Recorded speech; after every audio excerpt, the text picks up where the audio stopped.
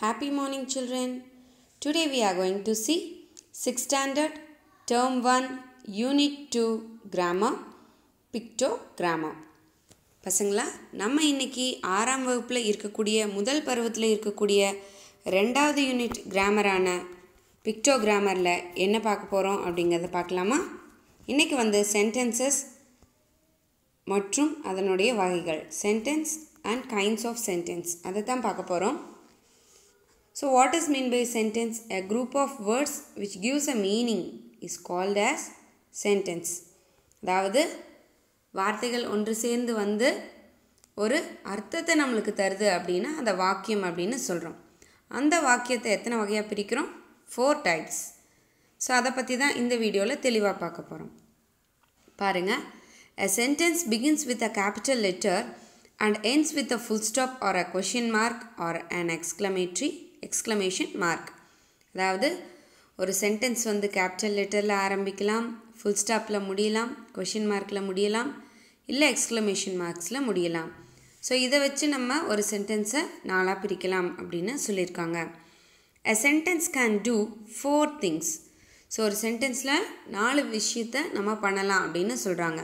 பாருங்க ஃபர்ஸ்ட் என்னன்னா when a sentence is a statement, it gives a fact or an opinion and we end it with a full stop. அதாவது first type of sentence வந்து statement. அந்த dark பண்ணி கொடுத்திருக்காங்கல்ல அதுதான் வந்து first type. எழுதிக்கோங்க. type 1 வந்து statement. இந்த ஸ்டேட்மென்ட்க்கு வேறு பெயர்களும் இருக்கு. declarative, assertive. தமிழ்ல சொன்னா செய்தி வாக்கியம் அப்படினு நம்ம சொல்லலாம். சோ அதத்தான் ஸ்டேட்மென்ட்னு சொல்லுவோம். இந்த ஸ்டேட்மென்ட்டை எப்படி ஈஸியா கண்டுபிடிக்கிறது இந்த வகையான வாக்கியத்தை அப்படினு கேட்டேன் அப்படினா starts with capital இல்ல starts with subjects and ends with full stop. இது வந்து ஒரு fact or opinion, ஒரு கருத்து, ஒரு information, ஒரு instructions இத வந்து கொடுக்க கூடியதா இருக்கும். அதில இருந்து நமக்கு ஒரு தகவல் வந்து தெரிவிக்க கூடிய ஒண்ணா இருக்கும். அதுதான் வந்து ஸ்டேட்மென்ட். இல்ல முக்கியமா தெரிஞ்சுக்க வேண்டியது ends with full stop, starts with capital letter or a subject. Example பாருங்க. Ducks swim in water. So starts with capital D and ends with full stop. So இது வந்து ஸ்டேட்மென்ட். நமக்கு இது வந்து ஒரு இன்ஃபர்மேஷனை தருது. டக்ஸ் எல்லாமே வந்து வாட்டர்ல ஸ்விம் பண்ணிட்டு இருக்காங்க அப்படினு சொல்லிட்டு. செகண்ட் டைப் வந்து ரொம்ப ஈஸியா நம்ம தெரிஞ்சுக்கலாம். question type. When a sentence asks a question, we end it with a question mark. So ஒரு question type of sentence எப்படி இருக்கும் அப்படினா கண்டிப்பா ஒரு கேள்வி கேக்குறதா இருக்கும். questionனா என்னது? கேள்வி கேக்குறதா இருக்கும். இதுக்கு இன்னொரு பேர் வந்து interrogative அப்படினு சொல்லுவாங்க. சோ இது எளிதா கண்டுபிடிக்கிறது எப்படி அப்படினா கடைசில வந்து கேள்விக்குறியை பார்த்தாலே இது வந்து கேள்வி வாக்கியம் அப்படினு நம்ம எளிதா வந்து கண்டுபிடிச்சுக்கலாம். புக்ல கொடுக்கல, ஆனா நான் சொல்றத கொஞ்சம் கவனிச்சுக்கணும். எதுக்கு இந்த கைண்ட்ஸ் ஆஃப் சென்டென்ஸ் நம்ம படிக்கிறோம் அப்படினு கேட்டா டைரக்ட் இன்டைரக்ட் நீங்க பெரிய கிளாஸ் போறச்ச அதுக்கு வந்து இது ரொம்ப ஹெல்ப்ஃபுல்லா இருக்கும். Direct indirect active voice passive voice எல்லாத்துலயும் அது மட்டும் இல்ல எல்லா இடத்துலயுமே வந்து நமக்கு இந்த கைண்ட்ஸ் ஆஃப் சென்டென்ஸ் வந்து ரொம்ப தேவைப்படுது. பாருங்க. what do you want? உனக்கு என்ன வேணும் அப்படினு கேக்குறது. இந்த மாதிரி ஒரு கேள்வி கேட்டு அத நம்ம சென்டென்ஸ்ல ஆன்சர்ஸ் பண்ணுவோம். அதுக்குண்டான பதிலை எழுதுவோம். இந்த மாதிரி கேள்விகளை வந்து WH questions அப்படினு சொல்றோம். So WH questions அப்படினா என்ன அப்படினா starts with W and H. அதுதான். எப்படி? what என்ன, who யார், where எங்க, which எது. சரிங்களா? how எப்படி. சோ இந்த மாதிரி இருக்கு when எப்போ. சோ இந்த மாதிரி இருக்க கூடிய இந்த ஆறுமே தான் வந்து WH questions. சோ இதுக்கு நம்ம ரீசனபிள் ஆன்சர்ஸ் வந்து கொடுக்கணும். WH ல ஸ்டார்ட் ஆகுற questions. இப்போ இன்னொரு டைப் questions என்ன? yes or no டைப் அப்படினு சொல்லுவோம். do you have a pen? உங்கிட்ட ஒரு பேனா இருக்கா? இருந்தா நீ என்ன சொல்லுவ? yes I have a pen னு சொல்லுவ. இல்ல no என்கிட்ட இல்ல அப்படினு சொல்லுவோம். சோ yes இல்ல no அப்படினு பதிலா வரக்கூடிய questions அத வந்து yes or no questions னு சொல்லுவோம். அது வந்து ஸ்டார்ட்ஸ் வித் வேர்ப் அப்படின்னு தான் சொல்லணும். அது வந்து வேர்பல் கொஷின்ஸ்னு சொல்லலாம். சரியாப்பா? Can you dance? நீ டான்ஸ் ஆடுறியா? நோ. ஸோ அதுக்கு எஸ் இல்லை நோ தான் பதிலாக வரும். கேன் அப்படிங்கிறது ஒரு வேர்ப். சரியா? ஸோ கொஷின் வந்து 2 டைப். ஒன்று வந்து WH கொஷின்ஸ், அது வந்து 6 வார்த்தைகள் இருக்குது. இன்னொன்று வந்து வேர்பல் கொஷின்ஸ். இது வந்து மாடல்ஸில் நம்ம பார்ப்போம் என்னென்ன வேர்பல் கொஷின்ஸ் அப்படிங்கிறது. சரியாப்பா? நான் ஈஸியாக எப்படி கண்டுபிடிக்கிறது? ends with question mark. Okay, next பாருங்கள். When a sentence make a request or gives an instruction or a command, we end it with a full stop. அதாவது ஒரு சென்டென்ஸில் ஒரு ரெக்வஸ்ட் இல்லை ஒரு இன்ஸ்ட்ரக்ஷன் இல்லை ஒரு கமாண்ட், இந்த மூணுமே வந்து ஏதாவது ஒன்று வந்து கேட்கப்பட்டிருக்கலாம். இதுவும் வந்து ends with full stop தான். ஸோ நல்லா கவனிக்கணும். ஃபர்ஸ்ட் டைப்பும் ends with full stop தான், தேர்டு டைப்பும் ends with full stop தான். ஸோ இதை எப்படி நம்ம தெரிஞ்சுக்கிறது அப்படின்னா, it starts with maximum it starts with verb. ரெக்வஸ்ட்டில் மட்டும் ப்ளீஸ் அப்படிங்கிறது முன்னால் வரும்.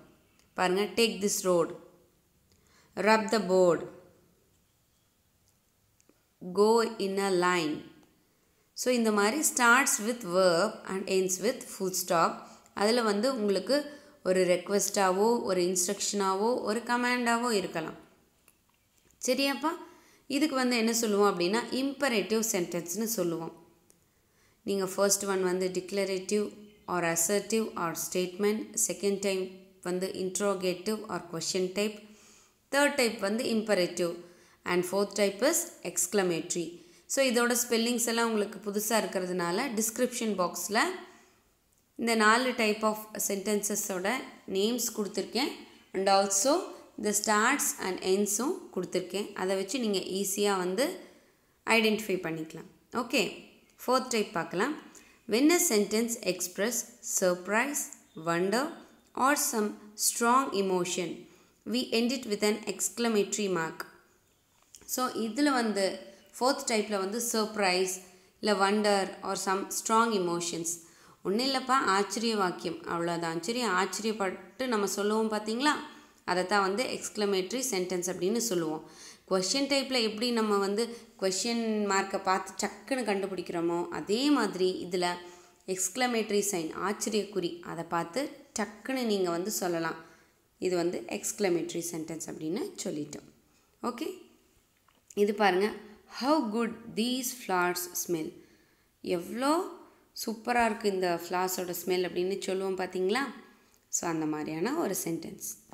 Next use grammar. Tick the right option to fill in the blanks. Dash a beautiful flower. என்ன போடணும்? ஹவ் அ பியூட்டிஃபுல் ஃப்ளார் வருமா? No. Wow a beautiful flower. No. What a beautiful flower. இதுதான் வந்து correct answer.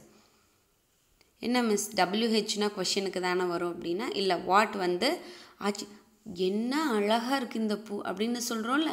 So வாட்னா என்ன தான், ஆனால் இங்கே வந்து என்ன அழகு அந்த பூ அப்படின்னு நம்ம சொல்கிறச்ச வாட் இங்கே யூஸ் பண்ணலாம். நெக்ஸ்ட்டு பாருங்கள், dash play football.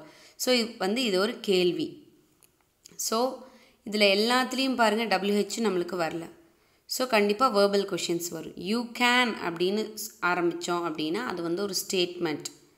சரியாப்பா? Can you play football, அதுதான் வந்து கரெக்டாக இருக்கும். சரியா? ஹாவ் யூ வராது, கேன் யூ தான் கரெக்டாக இருக்கும். அடுத்து பாருங்கள், dash did you go yesterday. எங்கே போன. ஸோ எங்கே அப்படிங்கிற கேள்வி தான் கேட்குறாங்க. ஸோ விச்சோ வாட்டோ ஹூவோ வராது, நம்மளுக்கு என்ன தான் வரும்? வேர் தான் வரும். சரிங்களா? நெக்ஸ்ட்டு ஃபோர்த்து பாருங்கள். Dash us go for a walk. Shall அப்படின்னு போட்டால் shall we go for a walk, அது வந்து கொஷன். மே அப்படின்னா ஆஸ்கிங் பெர்மிஷன். லெட் அப்படின்னா தான் correct. Let us go for a walk, வாங்க போகலாம் அப்படின்னு ஒரு சஜஸ்ட் பண்ணுறது. Next dash like to play hide and seek. So இதில் பாருங்கள், ஹீ ஷீ அண்ட் முத்து. முத்துங்கிறதுமே என்னது? ஹீ தான். சரியா? ஸோ ஹீ ஷீ முத்து மூணுமே வந்து தேர்ட் பர்சன் சிங்குலர் கொடுத்துருக்காங்க. ஸோ வேர்பில் வந்து நம்மளுக்கு வேர்ப் கூட எஸ் வரணும், தேர்ட் பர்சன் சிங்குலர் அப்படின்னா. ஸோ இது கரெக்டான ஆன்சர் என்னது ஐ தான். I like to play hide and seek. Next பாருங்க, look at the punctuation of these sentences. Why are they punctuated differently? Discuss in class. So punctuations பார்த்தோன்னே first எடுத்தோடனே பாருங்கள் கண்ணுக்கு டக்குன்னு தெரியும். என்ன தெரியும்? Second and third one. Second one வந்து எக்ஸ்க்ளமேட்ரி மார்க், தேர்ட் ஒன் வந்து question mark. But no one ever comes here.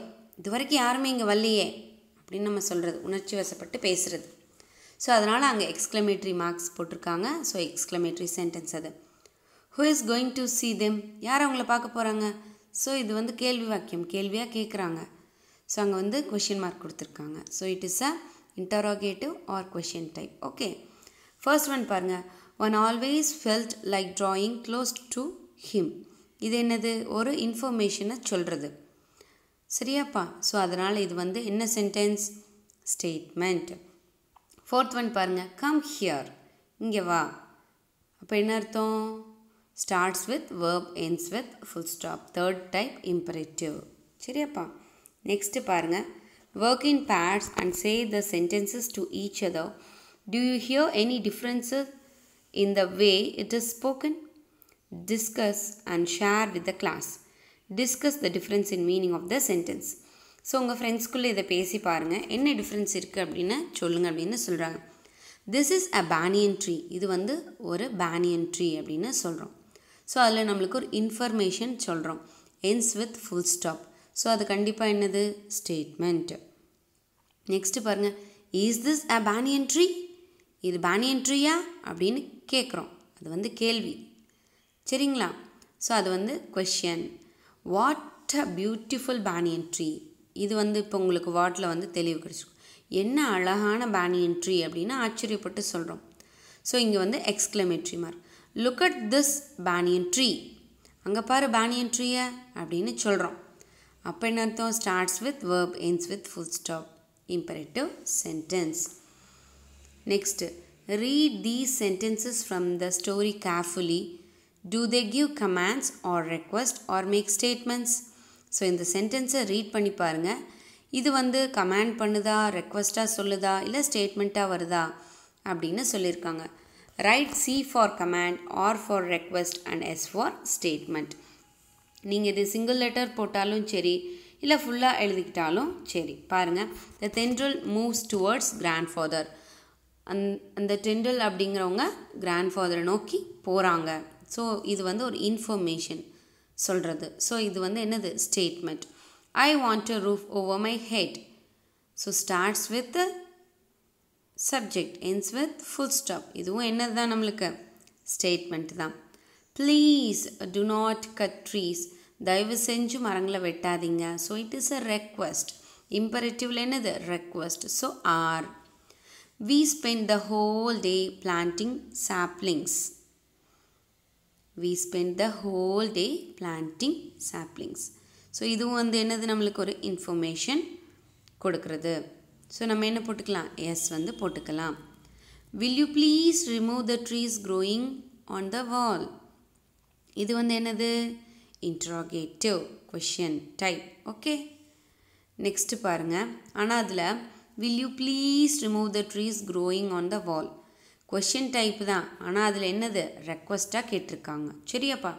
there was a forest on the island. So இது வந்து நம்மளுக்கு என்னது? ஒரு ஸ்டேட்மெண்ட். ஏன்னா ஒரு இன்ஃபர்மேஷன் கொடுத்துருக்காங்க. go to the river bed. இந்த ஆற்றங்கரைக்கு போ அப்படின்னு சொல்கிறது. இது வந்து இம்பரேட்டிவ்ல command. the island was a green paradise. So இதுவும் வந்து ஒரு இன்ஃபர்மேஷன் கொடுக்குறாங்க. அதாவது அந்த ஐலாண்ட் வந்து ஒரு பசுமையான ஒரு சொர்க்கம். பாரடைஸ்னால் ஸ்வர்க்கம் மாதிரி இருந்துச்சு அப்படின்னு சொல்கிறாங்க. So this is a statement. grow more trees to protect nature. So starts with verb and ends with full stop. this is a imperative sentence. இது வந்து ஒரு அட்வைஸ் அப்படின்னு எடுத்துக்கலாம்.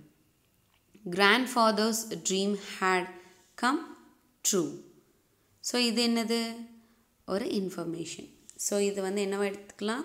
ஸ்டேட்மெண்ட். என்ன? Starts with grandfather and capital G and ends with a full stop. Okay, இதோட இந்த grammar video வந்து முடியுது.